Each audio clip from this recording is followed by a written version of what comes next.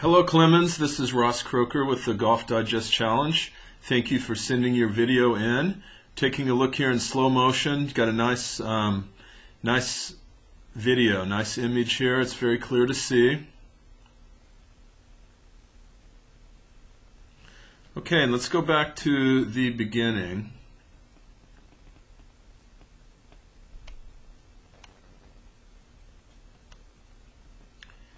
And we'll watch your takeaway. And I've put some swing plane lines in on the right side, and we'll watch as you get started back. What I'd like to see would be the golf club in your hands be in the same space right here in the takeaway. And I'll just put a little arrow right here. I'd like to see the head of the club right here in line with your hands. Instead, we see it back inside here.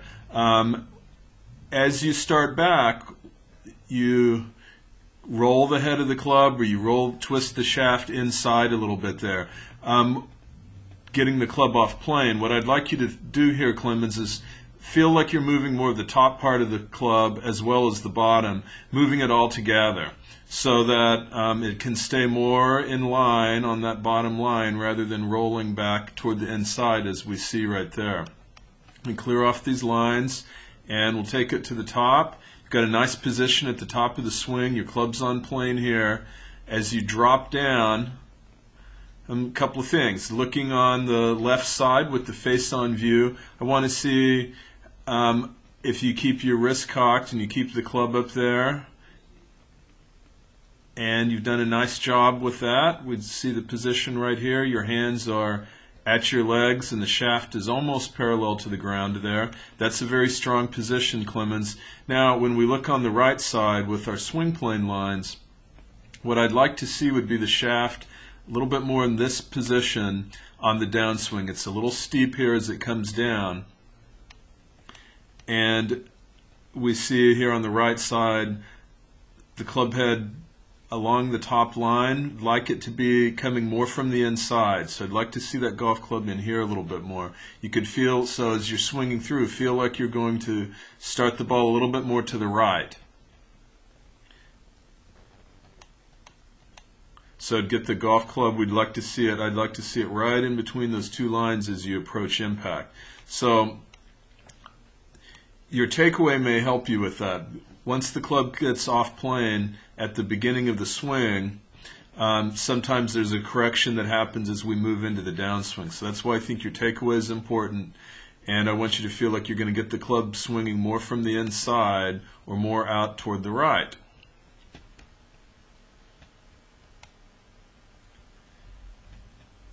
Now I'd like to do a swing comparison. I'm going to use Sean O'Hare here on the right, and I'll scoot you over so you can see your position there. We'll get Sean up to the same spot.